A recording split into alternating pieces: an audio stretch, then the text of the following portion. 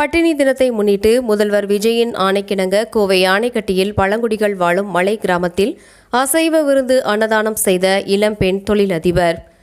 கோவை ஆணைக்கட்டியில் பட்டினி தினத்தை முன்னிட்டு முதல்வர் விஜய் அவர்களின் ஆணைக்கிணங்க பழங்குடிகள் வாழும் மலை கிராம பகுதியில் அசைவ விருந்து அன்னதானம் செய்து பசி பிணியை போக்கிய தமிழக வெற்றிக் கழகத்தை சார்ந்த இளம்பெண் தொழிலதிபர் உமா மகேஸ்வரி.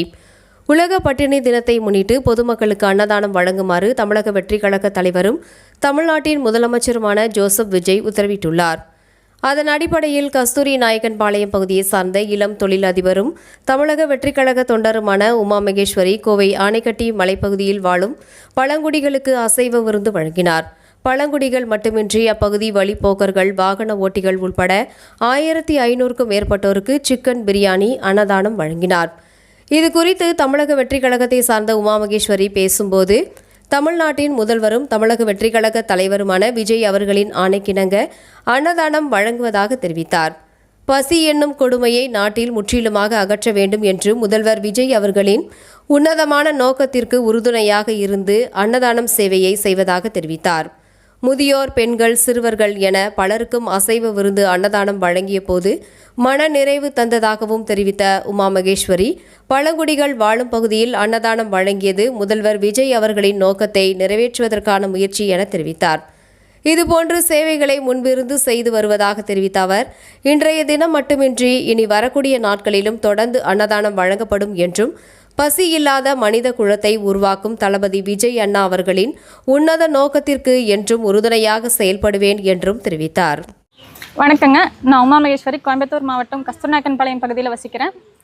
தமிழக முதல்வர் விஜயண்ணாவோட ஆணைக்கிணங்க இன்றைக்கி உலக பட்டினி தினத்தை முன்னிட்டு நாங்கள் அன்னதானம் வழங்கலான்னு சொல்லி முடிவு பண்ணியிருந்தோம். அண்ணாவோட வேண்டுகோளுக்கு இணங்க நம்ம கோயம்புத்தூர் மாவட்டம் ஆணைக்கட்டி மலைவாழ் பகுதியில் வசிக்கிற மக்களுக்கு உணவு வழங்கலான்னு சொல்லிட்டு நாங்கள் முடிவு பண்ணி இங்கே ஒரு 1000 பேருக்கு நாங்கள் இன்றைக்கி உணவு வழங்கியிருக்கோம். பசிங்கிறது ரொம்ப கொடுமையான விஷயம். அது யாருனாலையுமே அது ஃபுல்ஃபில் பண்ண முடிய மாட்டேங்குது. முடிஞ்ச அளவுக்கு நீங்கள் எல்லாத்துக்கும் உணவு இது பண்ணுங்கள். பசி இல்லாத ஒரு உலகத்தை உருவாக்கணும், அதுதான் நம்மளோட தளபதியோட நோக்கம். அந்த நோக்கத்துக்கு இணங்க நாங்கள் தமிழக வெற்றிக் கழகத்துக்கு நாங்கள் உறுதுணையாக இருப்போம். எப்படி ப்ரிப்பேர் பண்ணீங்க? எவ்வளோ ப்ரிப்பேர் பண்ணீங்க? என்னென்ன நாங்கள் ப்ரிப்பேர் பண்ணது நாங்கள் ரெகுலராக எப்போவுமே பண்ணிகிட்டு இருக்கிறது தாங்க.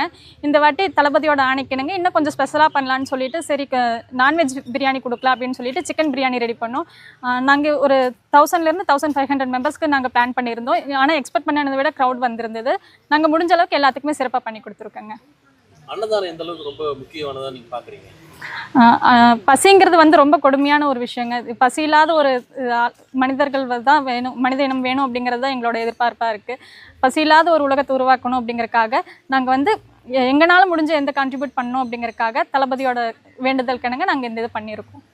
மலைவாழ் மக்கள் பகுதியை நீங்கள் தேர்ந்தெடுத்தீங்க? மலைவாழ் மக்கள் தேர்ந்தெடுத்ததுக்கு காரணம் இங்கே ரொம்ப கஷ்டப்பட்டுட்டு இருக்காங்க. நிறைய குழந்தைங்க இருக்காங்க, வெளியே போக முடியாத சூழ்நிலைகள் இருக்குது.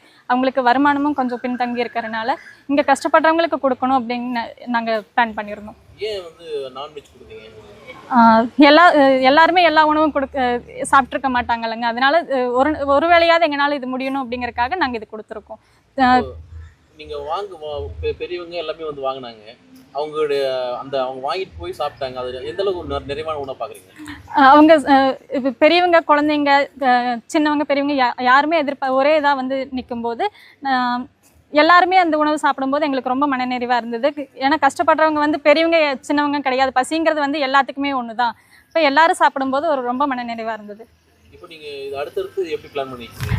நாங்கள் நெக்ஸ்ட்டு இது இந்த தினம்னு இல்லாமல் ரெகுலராகவே நாங்கள் பண்ணலான்னு சொல்லி பிளான் பண்ணியிருக்கோம். இது எல்லாருமே கண்டினியூ பண்ணுங்கள். நாங்களும் எங்களால் முடிஞ்ச கான்ட்ரிபியூட் பண்ணி கொடுப்போம்.